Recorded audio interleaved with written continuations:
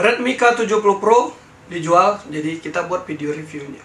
Assalamualaikum warahmatullahi wabarakatuh. Jadi kali ini aku bakalan ngebahas atau nge-review yaitu Redmi K70 Pro ya. Ini handphonenya udah laku, udah aku jual.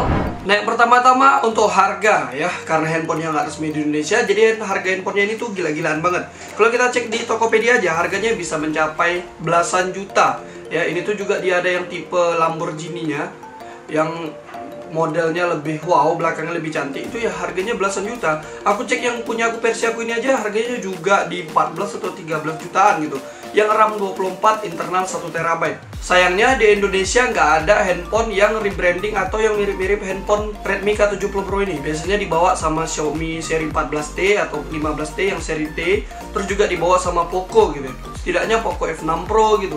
Ternyata nggak ada ya, sayang sekali ya. Nggak ada Snapdragon 8 Gen 3 selain flagshipnya yaitu Xiaomi 14. Nah jadi handphone ini aku jual di 8.800.000 walaupun tanpa IMEI Bea Cukai. Laku, cepet. Begitu upload beberapa menit langsung laku ya. Ya karena memang tahu sendirilah, pabrikan China sana biasanya lebih bagus perakitannya dibanding di Indonesia. Aku udah coba beberapa kali pakai handphone yang langsung dari Cina, itu memang lebih baik, lebih bagus ya. Bahkan ada beberapa kali kepentok pun aman. Nah, terus untuk jaringan IMEI-nya gimana bang? Kan belum didaftar nih. Ya memang belum didaftar. Kenapa nggak didaftar?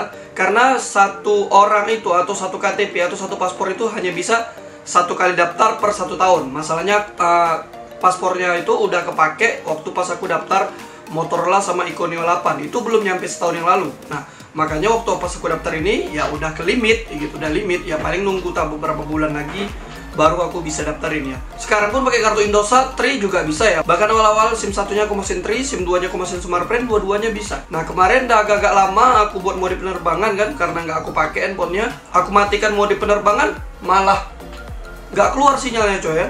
Setelah itu aku cabut kartunya, aku masukin SIM 1 aja, Tri bisa, Telkomsel bisa, dan yang lain-lain bisa. Gila, malah SIM 2 nya sekarang yang nggak bisa. Ya kadang-kadang bisa, kadang nggak. Makanya aku ngejualnya, aku nggak berani garansiin jaringan, tapi aku berani jamin kok SIM 1 nya bisa. Tapi memang yang belinya ini dia ngincer pertamanya tuh bukan masalah jaringan, tapi memang performa, terus storage, sama RAM-nya ya. Memang dia kayaknya pengen main game-game berat atau game-game emulator.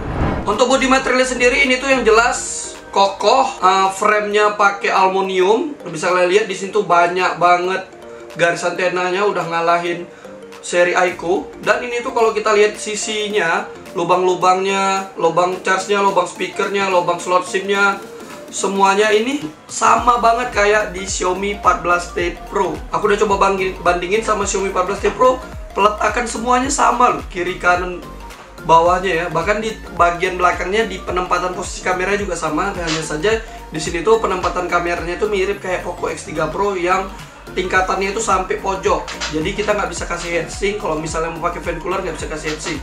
Terus untuk belakangnya ini bener-bener matte ya, bener-bener matte. Jadi kalau kita letakin tangan pun nggak berbekas sidik jari. Ya tapi kok yang di atas di bagian kameranya sini dia agak glossy, agak kayak kaca gitu berkilat. Nah untuk belakangnya ini kan ada kayak SS ini tuh nggak 3D ya, maksudnya nggak bertekstur gitu. Kalau dipegang nggak ada ya. Terus untuk handphonenya ini bener-bener kokoh. Aku kotok-kotok belakangnya aja juga nggak kopong gitu ya. Terus untuk colokan USB-nya ini USB Type-C yang masih versi 2, jadi belum bisa pakai HDMI. SIM-nya udah dual SIM ya, udah 5G. Tapi aku nggak tahu sih 5G-nya support di Indonesia atau enggak. Untuk layarnya ini udah pakai panel OLED yang 68B ya, jadi 68 juta warna. Sedangkan kalau iQOO 12 dia kan pakai LTPO AMOLED tapi 1 juta warna. Ini 68 juta warna, jadi warnanya bener-bener bisa kalian lihat ya, keluar banget, natural banget. Ya, bandingin 1 juta sama 68 juta. Walaupun sebenarnya kalau dilihat dari angkanya beda banget, tapi kalau dilihat dari gambarnya, warnanya memang nggak terlalu banyak perbedaan. Layarnya ini udah 120 Hz dengan besarnya 6,67 inci dengan screen body ratio-nya 89%. Dan yang paling kerennya lagi, resolusinya gede banget ya, 1400 kali 3200. Bahkan aku nonton YouTube aja itu bisa tembus di 4300-an. Ya, woi gila, aku nonton. Baru kali ini dulu aku nonton YouTube di handphone bisa tembus sampai segitu. Biasanya cuma mentok di 2160 doang. Untuk suaranya nggak wow-wow banget ya, menurut aku suaranya biasa aja. Terus juga kalau dibandingin sama iQOO 12, suara iQOO 12 lebih baik dibanding ini, tapi nggak terlalu banyak perbedaan. Bahkan di beberapa suara atau yang kayak macam ada treble-nya, suara ini lebih bagus. Ya ada plus minusnya lah. Tapi kalau aku bandingin sama iQOO 12, masih bagusan Aiko 12 sih kalau secara all-round suara ya. Nah untuk performanya jangan ditanya lagi, udah pakai Snapdragon 8 Gen 3, RAM 24GB, storage atau internal di 1 TB ya. Nah tapi anehnya kalau kita cek AnTuTu benchmark ini cuma mentok di 1.800.000, 1.900.000. Kalau kita lihat di kompetitornya di Aiko 12 bisa sampai 2 juta. Nah ini nggak pernah nyentuh sampai 2 juta. Aneh banget, padahal chipsetnya sama, bahkan RAM sama storage-nya juga lebih gede. Kenapa begitu? Ya, lagi-lagi karena OS-nya, yaitu HyperOS. Ya, HyperOS-nya ini menurut aku memang, ya inilah minusnya HP ini ya. HyperOS-nya itu belum bisa ngimbangin, belum bisa bener-bener optimal sama handphonenya gitu. Nah, HyperOS-nya ini tuh versi Chinese, karena memang handphone itu cuma ada di China. Nah, bicara HyperOS-nya, karena itu versi Cina, untuk bahasanya juga nggak ada bahasa Indonesia ya. Bahasanya cuma ada 2 atau 3 pilihan. Yang jelas ada bahasa Chinese sama bahasa Inggris ya. Nah, ada beberapa aplikasi yang bawaan dari China itu bisa kita hapus, dan enaknya memang handphone dari sana, aplikasi Google-nya bisa kita hapus. Contoh kayak YouTube, kalau kita nggak pakai bisa kita hapus. Google Drive bisa kita hapus. Kayak Google Meet bisa kita hapus. Bahkan Play Store pun bisa kita hapus. Pertama-tama kali buka si handphone ini langsung install Play Store. Karena handphone ini tuh bukan Huawei yang di-ban Play Store-nya. Ini nggak di-ban ya. Jadi kita install Play Store mudah aja. Terus juga di setting-settingannya juga ada kayak Google akun ya. Nah untuk tes game sendiri, Mobile Legends, aku buat settingan rata kanan ultra itu bisa main di 19 menit, kurangnya 5%, awet banget, dan panasnya cuma mentok di 41 derajat. Untuk PUBG Mobile aku main di 31 menit dengan settingan smooth 120 fps. Nah ini 120 fps nya rata loh, lancar loh, misalnya lihat. Wih, mainnya 31 menit, kurangnya 18%, gila memang PUBG Mobile ini. Panasnya hampir di 44 derajat ya. Paling mentok-mentoknya di 43,5 derajat. Untuk Genshin Impact aku settingan rata kanan juga, tertinggi high 60 fps, main di 19 menit, kurangnya 11%. Ini panasnya sampai 44 derajat ya. Tapi lancar loh, bisa lihat ya. Untuk Wuthering Waves di 20 menit, kurangnya 12%, panasnya sampai 44 derajat. Ini tuh salah satu game yang terberat juga setelah Genshin Impact ya. Bahkan kalian lihat untuk FPS meternya ini, wih gila cakep banget ya, rata loh ya. Kayaknya sih kalau aku main lanjut, ini tuh bakal agak ngedrop karena handphonenya udah panas banget ya. Nah untuk di semua game tadi aku mainnya pakai WiFi. Mungkin kalau misalnya pakai jaringan data seluler, bakalan lebih panas atau lebih boros lagi baterainya. Nah untuk emulator jangan ditanyain, yang udah jelas, udah pasti lancar. Karena ini tuh Snapdragon, memang rajanya emulator ya, bapaknya emulator. Aku main HyperOS X2 di settingan 8 kali, itu rata kanan ya 8 kali. Itu beberapa game masih lancar, masih playable. Tapi ada beberapa game juga yang berat, nggak kuat ya, karena 8 kali itu berat banget coy. Nah aku baru settingan 5 atau 6 kali, baru hampir semua game yang aku mainin itu playable. Sebenarnya kalau kita mainin di handphone, di layar sekecil ini, settingan 5, 6, sampai 8 kali itu perbedaan gambarnya tuh nggak terlalu signifikan ya. Makanya 4 kali 5 kali pun sebenarnya udah cocok untuk layar sekecil ini. Beda cerita kita nontonnya di TV yang 40 inci, 50 inci ya, baru mungkin agak berbeda. Nah untuk Yuzu emulator aku pakai settingan 3 kali, bahkan 4 kali di Naruto X Boruto Ninja Connection. Itu bisa main ya, di setting 4 kali ya, rata kanannya itu bisa sampai 20-30 fps-an. Terus kalau aku buat settingan yang 2 kali, 3 kali itu lancar banget. Bahkan di beberapa game aku settingan 2 kali semua masih lancar ya, playable. Nah ada beberapa game memang yang bawaannya itu nggak bisa, kayak nge-crash ya, memang nggak bisa juga. Nah bahkan aku tes main Winlator, itu emulator PC, GTA 5 lancar. Terus aku coba di God of War itu masih agak-agak ngedrop, ya wajar itu game berat. Terus Dragon Ball Sparking Zero yang baru itu lancar di 20-30 fps-an, keren loh handphone. Walaupun beberapa kali ada nge-freeze, tapi ingat ini tuh emulator PC loh. Kalau kita main game di PC lancar, terus kita main di handphone ini pakai emulator itu juga lancar, itu handphone ini juga keren ya. Kalau misalnya nggak lancar-lancar kali ini pun dah keren juga, karena dia menjalankan emulator. Sedangkan PC itu dia memang menjalankan game dia, ini tuh menjalankan emulator terus jalanin game lagi. Untuk kamera belakang di situ kameranya ada 3, dimana ada lensa utama yang 50 megapiksel dan udah ada OIS juga, lensa wide ya. Dan untuk fiturnya itu di f1.6 yang kalau aku foto itu bokehnya atau 3D-nya itu hampir-hampir sama aja sih kayak di Xiaomi 14T Pro ya, hampir bisa mengimbangin. Walaupun 14T Pro ada embel-embel Leica. Kamera kedua itu ada lensa telefoto yang nggak bisa dibilang periscope karena lensanya masih optikal 2 kali ya, zoomnya 2 kali, 50 megapiksel juga tapi nggak ada OIS. Makanya untuk zoomnya ini 2 kali, nggak bisa sejauh atau foto bulan kayak di Aiko 12 ya. Nah untuk lensa yang ketiga ada lensa ultrawide yang 0,6 kali, dan ini tuh cuma 12 megapiksel, terus nggak ada OIS-nya juga, dan ini agak minim lah. aku coba tes setting video aja juga ini agak minim ya. Jadi untuk hasil kameranya nanti di akhir video aku kasih tunjuk. Dan untuk yang aku lihat, jujur aja hasilnya sih sebenarnya bagus. Bahkan kalau dibandingin sama Xiaomi 14T Pro yang punya embel-embel Leica aja pun masih bisa ngelawan gitu. Walaupun dibilang menang enggak, tapi masih bisa ngelawan, masih bisa bagus lah gitu ya, masih lumayan. Nah untuk kamera depannya, videonya sih bisa 1080 60 fps atau 720 60 fps. Tapi kameranya nggak bagus-bagus banget ya. Memang sih lensanya agak wide tapi nggak bagus-bagus banget. Melihat dari harganya, ini kamera depannya ya menurut aku biasa aja gitu, nggak yang wow-wow banget. Nah untuk baterainya sendiri, mungkin karena manajemen HyperOS ini jelek, menurut aku baterainya lumayan boros.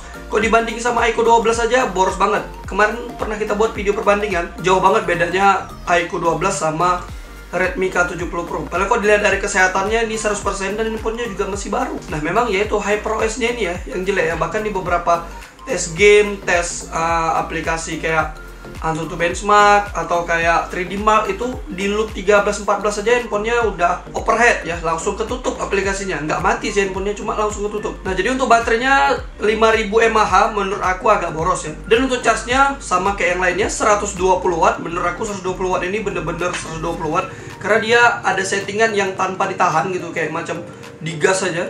Jadi sampai panasnya itu bisa sampai 36, 37 ya. Kok dibandingin sama iQOO 12 malah ngecasnya itu lebih cepat ini kalau sama-sama buat mode yang dilepas gitu, nggak ditahan-tahan.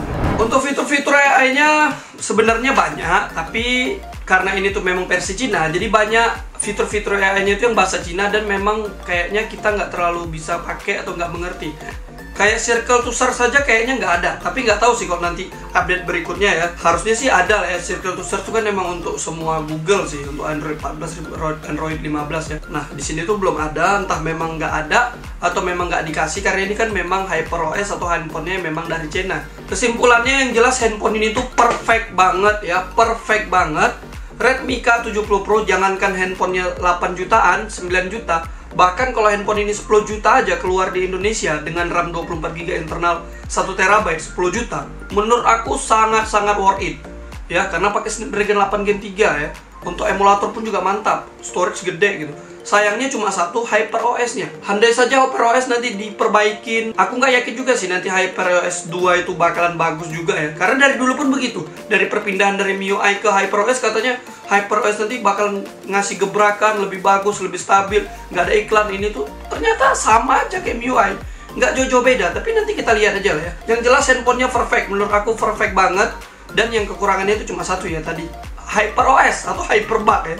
Tapi karena memang aku dari dulu biasanya pakai Xiaomi, jadi walaupun HyperOS ini ada bug, ada segala macam, aku udah kebiasa pakai ya. Jadi aku pun memang milih pakai Xiaomi 14T Pro dibanding iQOO 12 ya.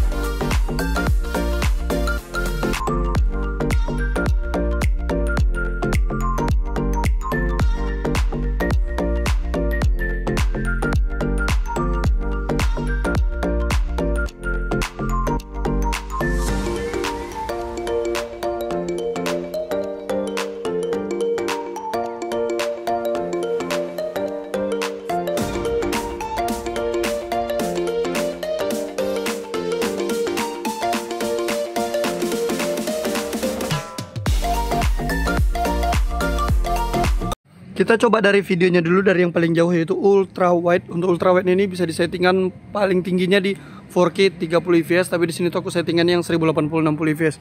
Karena aku biasanya ngutamain yaitu IPS dulu ya. Karena kalau misalnya 30 fps dia masih rada-rada pecah-pecah. Dan bisa lihat ini tuh untuk yang aku lihat dari layarnya ini tuh jelas, layarnya memang terang, jelas ya, hampir sama kayak 14T Pro. Terus ini memang kurang tajam gitu ya, karena pakai kamera ultrawide.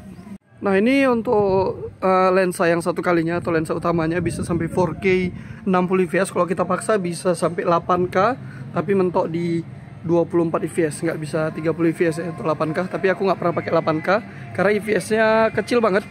Nah di sini tuh aku pakai yang 4K 60 fps karena 4K bisa 60 fps. Nah ini settingan HD ya, satu kali 1080 30 fps. Ya sayang banget untuk settingan HDR ya. HDR itu nggak support 60 fps 1080, nggak support 4K juga ya. Nah, jadi HDR seperti ini 30 fps, berasa banget kan, kayak patah-patah ya. Nah ini video pakai Steady Pro atau Steady stabilisasi lah ya, Ace bawaan. Nah bisa lihat nih, tapi mentok 30 fps ya, mentok 30 fps, untuk 30 fps ya, karena dia 1080 30 fps. Kok 60 fps nggak bisa pakai fitur steady. Dan ini coba kita lari-lari, harusnya kalau steady lah. Coba lari-lari, bisa kalian lihat ya. Kita coba lari-lari.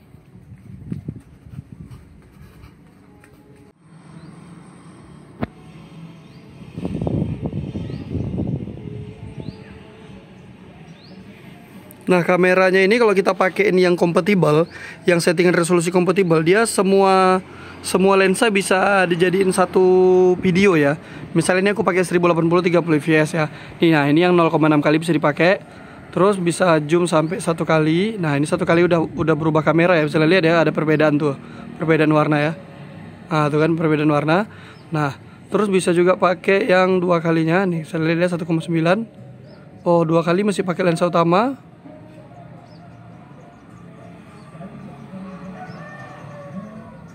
Nice. Nah ini aku pakai Steady Pro ya, yang paling pro ya. Jadi cuma bisa 1080 30 fps. Ini aku coba goyang kuat. Aku goyang kuat nih.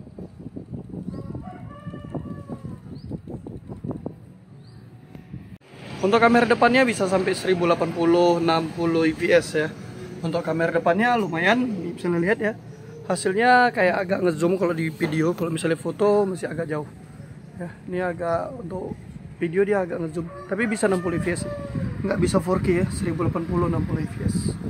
Gambarnya masih lumayan bagus ya, kok dibanding-bandingin sama Mi 14T Pro yang ada embel-embel Leica, ini juga masih bisa dilawan lah. Nah, oke lagi, jadi cukup sampai di sini dulu. Apabila ada yang kurang bisa komen aja. Thanks for watching, jangan lupa bantu like dan subscribe. See you later, goodbye, dadah.